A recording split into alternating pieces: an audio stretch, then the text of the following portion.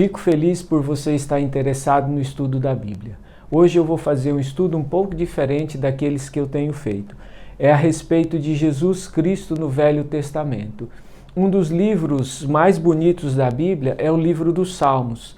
E o livro dos Salmos, ele vai tratar principalmente de Jesus Cristo. E eu quero mostrar para você hoje um pouquinho de Jesus no livro dos Salmos, porque eu gosto muito do livro dos Salmos e uma das partes que eu mais gosto na Bíblia é estudar a respeito de Jesus, porque Jesus, ele é o centro das Escrituras e você vai encontrar ele em vários livros da Bíblia. E no Velho Testamento, o livro dos Salmos, ele é importante porque ele mostra Jesus de uma forma um pouco diferente daquele que a gente está acostumado no Novo Testamento. Por isso eu gostaria que você abrisse a sua Bíblia no livro dos Salmos para que a gente pudesse estudar um pouquinho a respeito de Jesus. E o primeiro texto que eu gostaria de ler com você é em Salmos capítulo 35. Salmos capítulo 35, verso 11 e verso 15. Antes de ler a Bíblia, eu gostaria de fazer uma oração com você. Feche os seus olhos para que a gente possa orar. Senhor nosso Deus, muito gratos estamos pela oportunidade de estudar as Tuas Escrituras. Ilumina-nos, Senhor, nos Teus santos caminhos e que possamos ser dirigidos pelo Teu Santo Espírito, que Ele venha abrir a nossa mente e o nosso coração para o entendimento dessas verdades maravilhosas. É o que nós te pedimos e agradecemos em nome de Jesus. Amém. Então, o livro de Salmos, no capítulo 35, no verso 11 e 15, ele vai mostrar o grande conflito no céu entre Jesus e Satanás. Então ele diz assim, no verso 11: falsas testemunhas se levantam, depõem contra mim coisas que eu não sei. Tomaram-me o mal pelo bem e roubaram a minha alma. Contudo, quando estava enfermo, as minhas vestes eram de pano de saco. Humilhava a minha alma com o jejum, quando a minha oração não era respondida. Andei enlutado como se fosse por um irmão ou um amigo. Curvei a cabeça de pesar como quem chora por sua mãe. Quando, porém, eu tropecei, eles se reuniram com alegria. Os homens miseráveis se congregaram contra mim e eu não sabia. Dilaceraram-me sem tréguas. Então aqui no capítulo 35, ele vem falando a respeito do grande conflito que aconteceu no céu, quando Satanás se rebela contra Jesus Cristo. O ataque de Satanás era na pessoa de Jesus Cristo. Por isso que ele diz aqui, quando Satanás se rebelou no céu, ele fez tudo para que Satanás pudesse ser reintegrado novamente. E uma parte bonita aqui no livro dos Salmos, ele diz assim, no verso 14: andei enlutado como se fosse por um irmão ou um amigo. Curvei a cabeça de pesar como quem chora por sua mãe. Ou seja, ele estava triste, por essa rebelião e profundamente amargurado. E aí no verso 15 ele diz assim, quando porém eu tropecei, eles se reuniram com alegria. Na realidade, quando Jesus vem a essa terra, eles se juntam para destruir Jesus Cristo. Por isso que o livro dos Salmos, ele vai tratar desse conflito entre Jesus e Satanás. E um outro salmo muito bonito também, que também é bem conhecido, é o Salmo capítulo 22.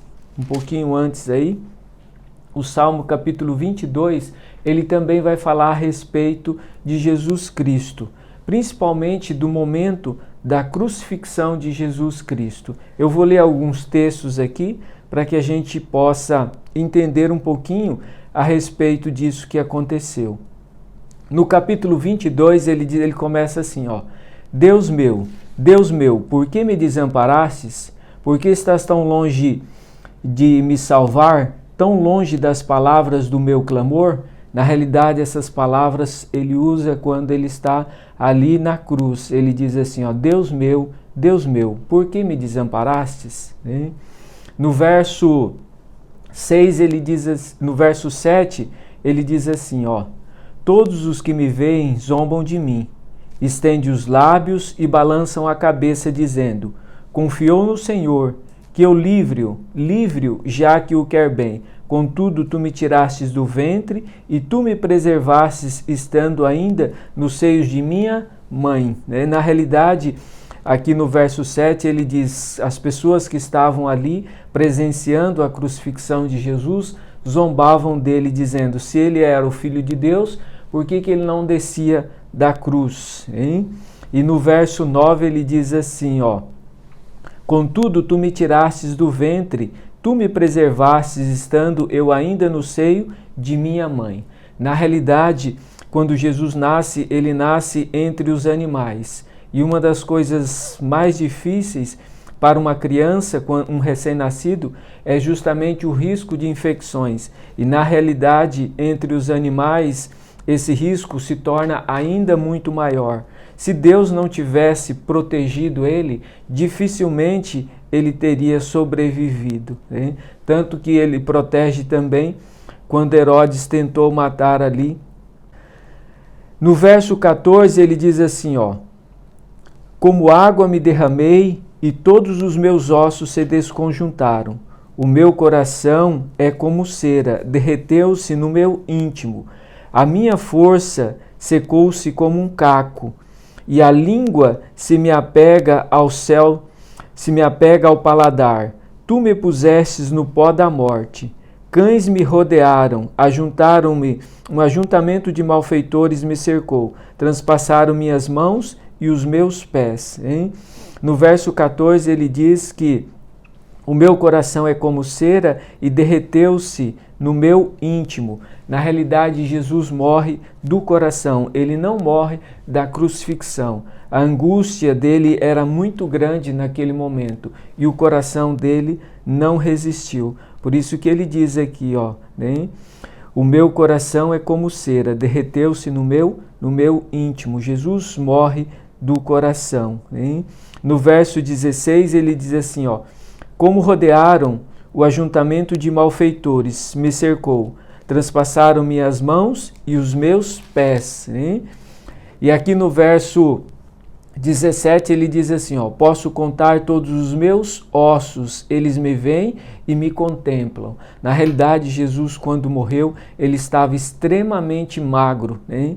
Por isso que ele diz assim, que podia contar todos os seus ossos. E no verso 18, ele diz assim, repartem entre si as minhas vestes e lançam sorte sobre a minha túnica. Na realidade, esse livro foi escrito 1000 anos antes de Jesus vir a essa terra. O Espírito Santo inspira Davi a escrever o livro, mas o livro seria vivido por Jesus 1000 anos depois dele ser escrito. Por isso que o livro dos Salmos talvez seja um dos livros mais importantes e mais utilizado pelos apóstolos no Novo Testamento. Todas as vezes que eles iriam falar a respeito de Jesus, eles recorriam ao livro de Salmos. Paulo fez isso, Pedro também utilizou bastante o livro dos Salmos. Por isso que no livro dos Salmos é importante, porque ali está colocado o sentimento de Jesus. E é mais profundo do que apenas a vivência que os discípulos tiveram com Jesus Cristo. Por isso que o livro dos Salmos é importante para Jesus. Na realidade, o livro foi escrito especificamente para Jesus Cristo. E no capítulo 18, voltando aí um pouquinho, no capítulo 18, ele vai falar a respeito do grande conflito entre Jesus e Satanás, a morte de Davi. Mas o objetivo principal dele é a morte de Jesus Cristo e o grande conflito entre Jesus e Satanás. Hein? Eu vou ler alguns textos aqui para que você possa entender um pouco a respeito desse grande conflito entre Jesus e Satanás, que foi escrito 1000 anos antes de Jesus vir a essa terra. No verso 4 ele diz assim, na morte de Jesus: as cordas da morte me cercaram, torrentes de impiedade me assombraram, cordas do inferno me cingiram, laços de mortes me surpreenderam. Então Jesus morre de uma morte extremamente difícil e complicada. E ele diz aqui, no verso 7, a terra se abalou e tremeu os fundamentos dos montes, também se moveram e abalaram, tremeram, porque ele se indignou. Na realidade, essa profecia se cumpre do verso 7, quando Jesus está ali na cruz, né? Houve um terremoto, por isso que ele diz assim, ó, a terra se abalou e tremeu os seus fundamentos, né? E justamente o terremoto que acontece na morte de Jesus. No verso 13 do capítulo 18, ele diz assim, ó, o Senhor trovejou dos céus, o Altíssimo levantou a sua voz, atirou as suas setas, espalhou os meus inimigos, multiplicou os seus raios e os derrotou. Na realidade, o que acontece? Quando Jesus está ali sendo crucificado, Satanás e seus anjos tentam encobrir dos anjos celestiais aquela cena. Deus teve que intervir naquele momento para que os anjos celestiais pudessem presenciar a morte de Jesus. Por isso que ele diz aqui, o Senhor trovejou dos céus, o Altíssimo levantou a sua voz, atirou a sua seta, espalhou os meus inimigos, multiplicou os seus raios e os derrotou. Foram vistos as profundezas das águas e foram descobertos os fundamentos do mundo pela sua repreensão, ó Senhor. Na realidade, nesse momento fica claro ali para os anjos celestiais qual era o intuito de Satanás. Por isso que Deus age ali nesse momento da morte de Jesus. No verso 20, ele já vai falar já depois da morte de Jesus. Ele diz assim, ó, recompensou-me o Senhor conforme a minha retidão, retribuiu-me conforme a pureza das minhas mãos, pois guardei os caminhos do Senhor, não me apartei impiamente do meu Deus. Todas as suas leis estão diante de mim, não rejeitei os seus decretos. Ou seja, Deus recompensa Jesus pelaquilo que ele havia feito, andado nos caminhos do Senhor. Ele não se apartou em momento nenhum da palavra de Deus. Por isso que Deus o recompensa, né? E ele diz assim, ó, recompensou-me conforme a minha retidão. E no verso 35 em diante, quando a gente chega no 35, isso aqui já está no futuro. Parte desse capítulo 18 ainda não aconteceu. E ele vai começar a falar um pouquinho a respeito da destruição de Satanás. Hein? Aí ele diz assim no verso 35, ó, também me dá o escudo da vitória e a tua mão direita me sustém. A tua clemência me engrandeceu. Alargaste sobre os meus passos o caminho, de modo que os meus tornozelos não vacilam. Persegui os meus inimigos e os alcancei. Não voltei, senão depois de ter destruído. Massacrei-os de tal maneira que não puderam levantar. Caíram debaixo dos meus pés. Né? Por isso que esse texto, essa parte ainda não aconteceu. É justamente quando Jesus vai pronunciar a sentença e vai destruir Satanás. Né? E aqui no verso 41, você vê bem isso. Ó, ele diz assim, ó, clamaram, mas não houve quem os livrasse. Clamaram ao Senhor, mas ele não lhes respondeu. Eu os esmiucei como pó, levados pelo vento, deitei-os fora como a lama das ruas. Hein? Então ele está falando aqui da destruição de Satanás. E aí depois do processo, né, da destruição de Satanás, quando vem a recompensa, no verso 43 ele diz assim, ó, livraste-me do ataque do povo, fizeste-me cabeça das nações, povo que eu não conheci, povo que não conheci me servem, em ouvindo a minha voz me obedecem, os estrangeiros se submetem a mim. Na realidade, aqui ele já está falando a respeito da inclusão dos gentios no plano da salvação. Então, depois da morte de Jesus, do sacrifício, nós gentios também passamos a ter o direito à salvação. E esse processo é importante porque isso aqui já está justamente no final, quando Jesus receberá o reino, quando ele se tornará o governante dessa terra. No verso 47, ele diz assim, Ele é o Deus que me vinga, que sujeita os povos debaixo de mim. Ou seja, tudo está sujeito a Jesus Cristo, que me livra dos meus inimigos. Sim, tu me exaltas sobre os que se levantam contra mim. Tu me livrastes do homem violento. Na realidade, esse homem violento aqui é Satanás, né? Tu me livrastes de Satanás. E aí ele vai encerrar o capítulo dizendo assim, pelo que, ó Senhor, eu te louvarei entre as nações, cantarei louvores ao teu nome. Ele dá grande vitória ao seu rei, né? Na realidade é Jesus Cristo. E ele usa de benignidade para com o seu ungido, para com Jesus também, né? E com Davi, seus descendentes para sempre. Então aqui no capítulo 18, esse capítulo é um capítulo importante do livro dos Salmos, que ele traça justamente o grande conflito entre Jesus e Satanás. Esse conflito que foi travado partes no céu e partes aqui nessa terra. Hein? E no capítulo 24, um pouquinho para frente aí, o capítulo 24 é um capítulo muito bonito, porque justamente o capítulo 24 já é um capítulo que acontece no céu. É a coroação de Jesus depois da sua vitória sobre Satanás. E eu vou ler todo o capítulo 24 e depois eu vou comentar algumas partes do capítulo 24. Hein? Ele diz assim, do Senhor é a terra e sua plenitude, o mundo e todos os que nele habitam, pois ele a afundou sobre os mares e a afirmou sobre as águas. Quem subirá ao monte do Senhor? Quem estará no seu santo lugar? Aquele que é limpo de mãos e puro de coração. Ou seja, quem é limpo de mão e puro de coração? Jesus Cristo, né? Que não entrega sua alma à vaidade, nem jura enganosamente. Este receberá do Senhor a bênção e a justiça de Deus da sua salvação. Tal é a geração daqueles que o buscam, daqueles que buscam a tua face, ó Deus de Jacó.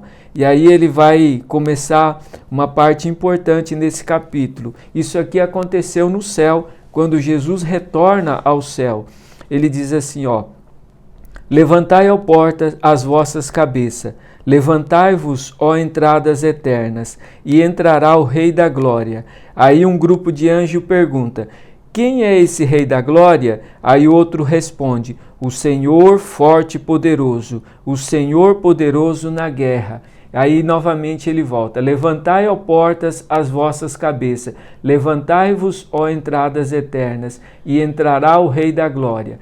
Quem é o Rei da Glória? O Senhor dos Exércitos, ele é o Rei da Glória. Então esse salmo aqui, ele fala de Jesus já no seu retorno ao céu. Por isso que no livro de Salmos é importante para que você possa entender bastante a respeito de Jesus Cristo. Talvez quando você estudar agora o livro dos Salmos, ele vai ser um dos livros onde você mais vai aprender a respeito de Jesus Cristo. Isso também foi feito pelos discípulos. Em Atos dos Apóstolos,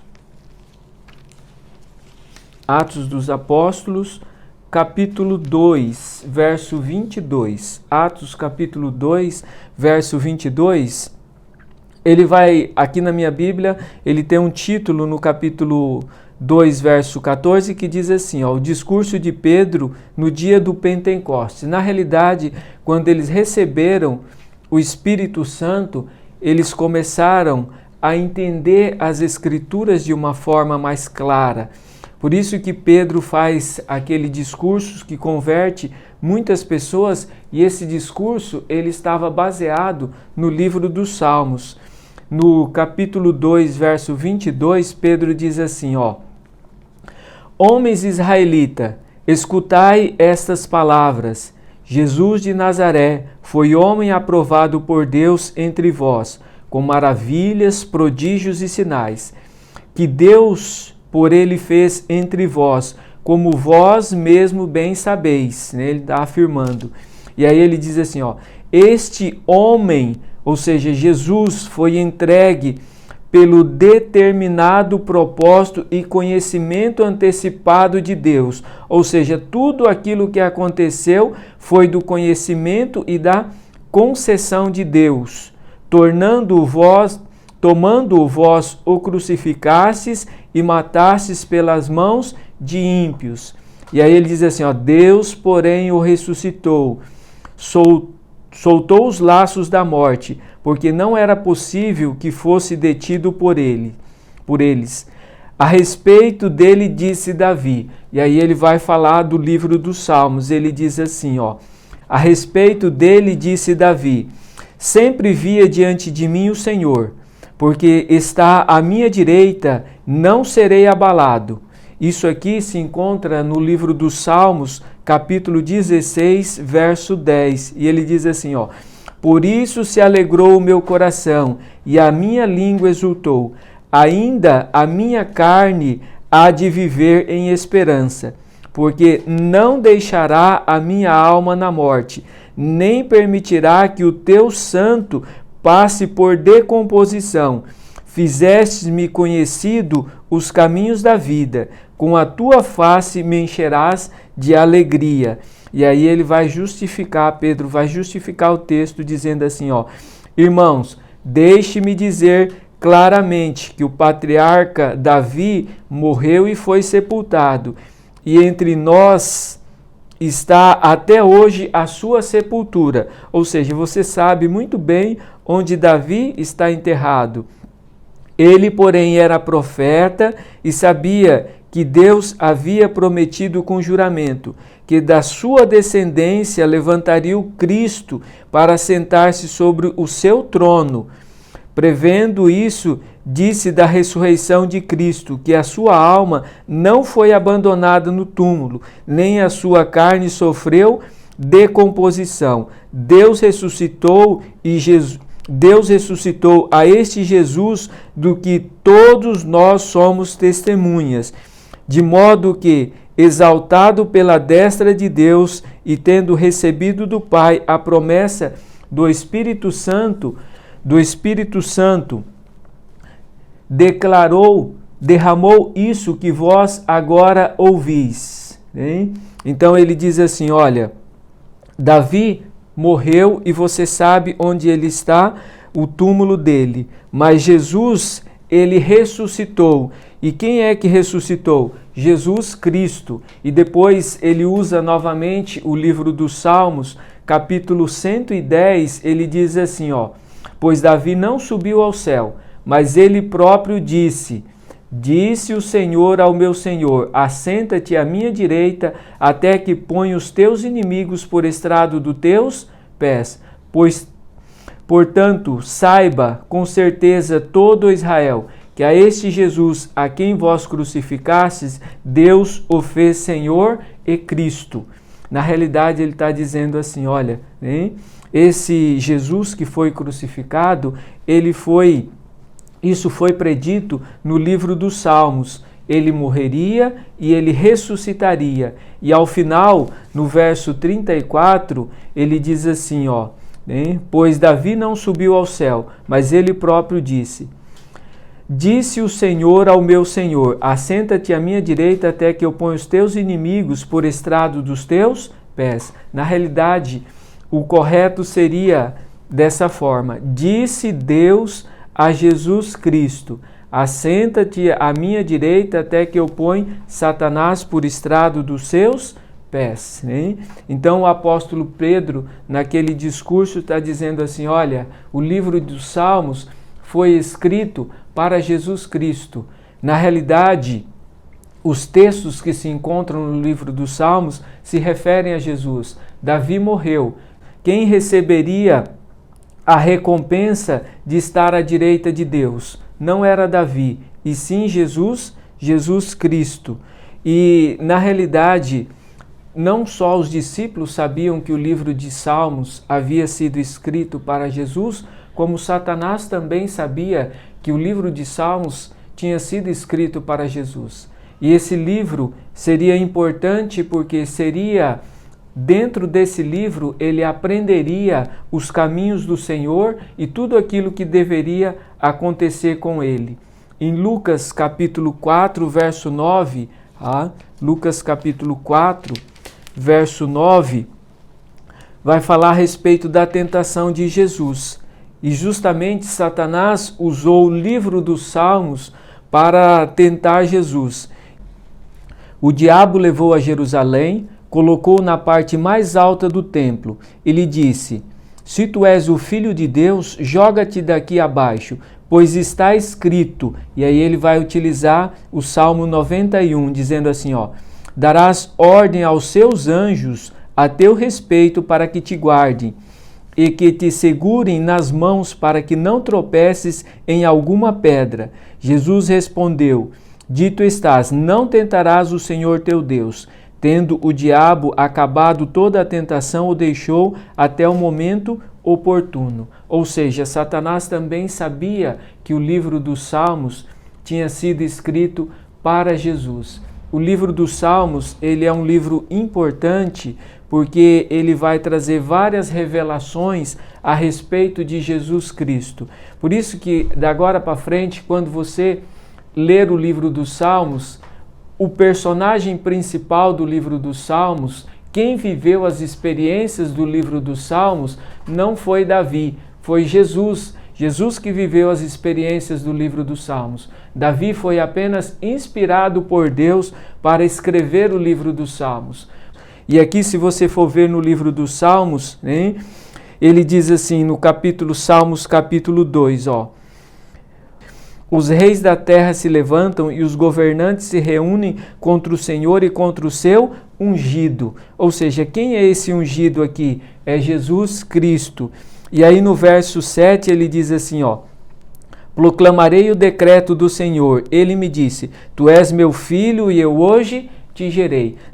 E quando você coloca Jesus no livro dos Salmos, você vai entender mais a respeito do ministério e da vida de Jesus. Lá no Novo Testamento, nos Evangelhos, você consegue ver um Jesus exterior, mas aqui no livro dos Salmos você consegue ver a parte interior, o sentimento de Jesus. Então, se você quiser entender o sentimento de Jesus, quando ele esteve aqui nessa terra, você coloque Jesus no livro dos Salmos. Isso vai fazer uma diferença muito grande para que você possa entender até inclusive o livro de Hebreus. O livro de Hebreus precisa de uma compreensão profunda do livro dos Salmos, porque Paulo utiliza o livro dos Salmos justamente para explicar esse Jesus do Novo Testamento. Por isso que é importante a gente colocar Jesus no livro dos Salmos. E isso vai fazer uma diferença muito grande na compreensão que você tem do livro dos Salmos. Por isso que de hoje em diante eu espero que você tenha uma visão diferente do livro dos Salmos, olhando para Jesus através dos Salmos, porque foi ele que viveu essas experiências que estão colocadas no livro dos Salmos. É o desejo do meu coração que o Espírito Santo conduza você nesse novo entendimento do livro dos Salmos. Isso é maravilhoso por quê? Porque você vai entender e compreender o sentimento de Jesus quando ele esteve aqui nessa terra. Que Deus possa abençoar e que o Espírito Santo possa conduzir você. Esse é o desejo do meu coração. Amém.